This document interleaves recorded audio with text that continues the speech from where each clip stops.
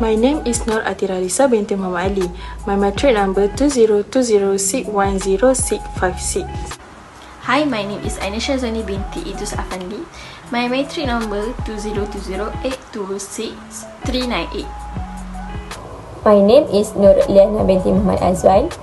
My matric number 2020882976. My name is Nur Faizatul Atila. My number matric is 2020491514. Hi, my name is Abdullah Dana binti Ismail. My matrix number is 2020469384. This case was decided on 11 March 1921 in the Court of Appeal of England and was where the judges sitting were at King LJ, Bankers LJ and Warrington LJ. Siegfried Joachimson, Jacob Joachimson and Lee Marx jointly operated a business in Manchester as a partnership. Lee Marx was a naturalized British citizen, but the other two partners were German national. The firm opened and operated a bank account with the Swiss Bank Corporation. No attempt was made to build up the partnership affair during World War I. On 1 August 1914, Siegfried Joachimson died. Under English partnership law at the time, this had the effect of dissolving the partnership. However, 3 days later, on 4 August 1914, World War I broke out and Jacob Joachimson returned to Germany. The firm's account with the bank was dormant for the duration of the war. The case report suggests that this might have been because of legal prohibitions relating to property of enemies. Okay, I will continue the case summary. After the war, the English partner L.E. Marx tried to wind up the affair of the partnership and sought repayment held in the bank account from the bank. The bank refused to repay the sum in the account, arguing that either the firm had made no demand for repayment of the sum, and so they were not due, or in the alternative, that if the right to repayment arose upon the death of Siegfried Joachimson, then it was now barred by the statute of limitation.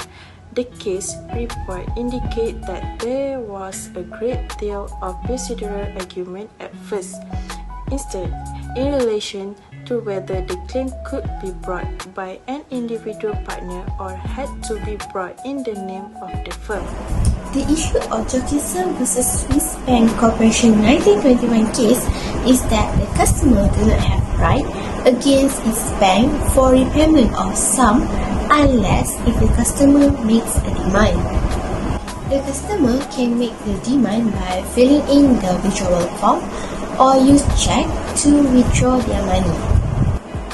Then the bank will be obligated to pay the customer once the check be issued in proper way. Bank will promise to repay the customer at any branch where the account is kept. The money cannot be withdrawn at any other branches. For example, if the customer had a Maybank account, then the customer need to go to any Maybank branches to withdraw the money. The customer cannot go to other branches than Maybank. Not only that, sufficient amount also need to be held in the customer account. This is because customer cannot withdraw money more than what they have in their account. For example, if the customer has Rm5,000 ringgit in his account, then he only can withdraw the money up to Rm5,000 ringgit only. The customer cannot withdraw more than Rm5,000 ringgit. Court held. The Court of Appeal held unanimously that the claim was not statute barred. Until a customer demand repayment from the bank, the debt was not due and payable, and thus limitation periods would not run. Based on the held court decisions, the court stated that the claim can still be legally enforced because the said limitation period has not expired until the customer demands repayment from the bank. So, The debt was not due and payable and the limitation period would not run. How is this case can be related to a banking operation? There are 5 types of relationship between customer and banker, which is contractual in nature, trustee and beneficiary, special relationship, debtor and creditor, and lastly, principal and agent relationship. Our group case focus on the debtor and creditor relationship. This type of relationship is when customer borrows money from the bank. Thus, customer who is also depositor become creditor and bank will become a debtor. So, the bank will use the money that customer deposit to provide service like giving out a loan. This relationship includes money deposit by customer and money lent by the banker.